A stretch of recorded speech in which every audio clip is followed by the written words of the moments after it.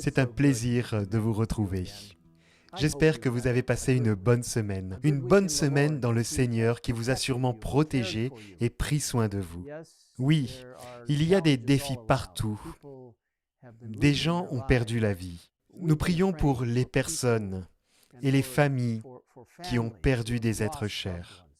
Nous prions pour les personnes qui luttent contre ce coronavirus. Que le Seigneur soit avec vous d'une manière spéciale pendant ces 100 jours de prière, alors que nous nous joignons à la prière du Seigneur et à sa puissance de salut. Le Seigneur se servira de vous. Dieu se sert de vous pour partager sa parole avec les autres, par le biais des médias sociaux, du courrier électronique, du téléphone, de la distance appropriée, en saluant les gens, en les encourageant. Dieu se servira de vous de manière puissante. Restez ancrés dans sa parole, dans l'esprit de prophétie, dans la prière, pendant les 100 jours et au-delà. Permettez-moi de partager avec vous quelques textes magnifiques et rassurants. Le premier se trouve dans Ésaïe, chapitre 35, verset 4, la première partie de ce verset. « Dites à ceux dont le cœur palpite, soyez forts, n'ayez pas peur. » Quel texte rassurant. Quel merveilleux encouragement le Seigneur nous laisse dans la parole de Dieu. Et puis dans Ésaïe, chapitre 41, versets 9 et 10.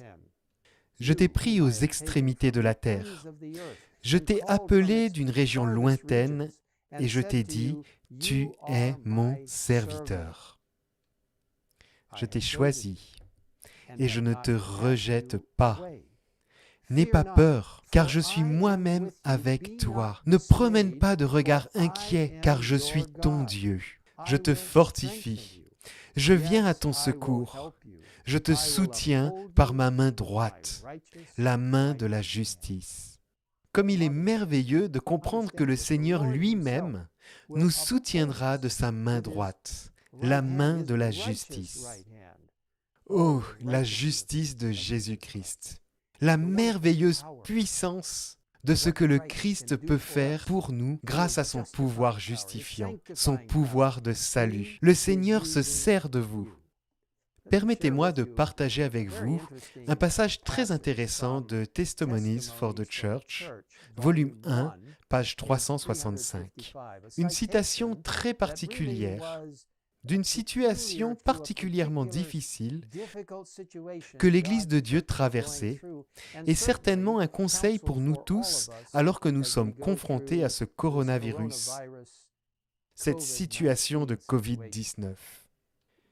Je vais lire ici à la page 355 où il est dit « J'ai vu que Dieu purifie et éprouve son peuple. Il les purifiera comme il le fait avec l'or jusqu'à ce qu'ils soient épurés et que son image se reflète en eux. Pas tous ont cet esprit de sacrifice et cette volonté d'endurer la dureté et de souffrir pour l'amour de la vérité que Dieu exige. Leur volonté n'est pas soumise. Ils ne sont pas entièrement consacrés à Dieu et ne cherchent pas le plus grand plaisir de faire sa volonté.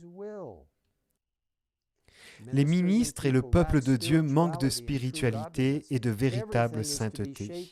Tout ce qui peut être ébranlé doit être ébranlé.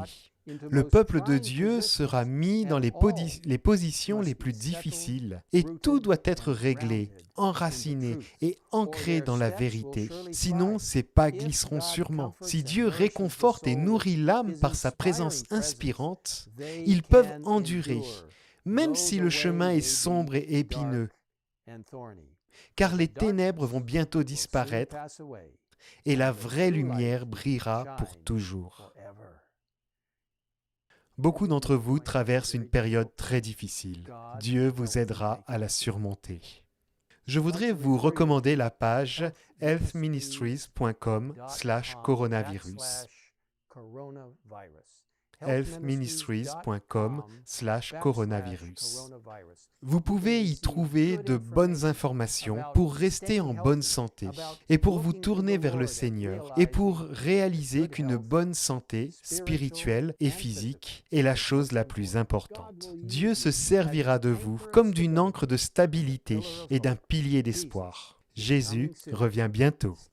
Restez près de lui, tout en témoignant aux autres de sa présence constante dans votre vie, car les ténèbres disparaîtront et la lumière de Dieu brillera sur nous.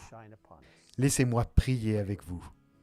Père Céleste, merci d'être avec nous dans tous les défis que nous devons relever. Merci, car les ténèbres passeront et la lumière viendra. Merci pour la promesse de ton prochain retour. Nous l'attendons avec impatience. Et en attendant, Seigneur, en ce temps, juste avant la venue du Christ, aide-nous à être des témoins fervents. En proclamant le message des 3 anges, en montrant aux gens la justice du Christ. Nous te le demandons au nom de Jésus. Amen.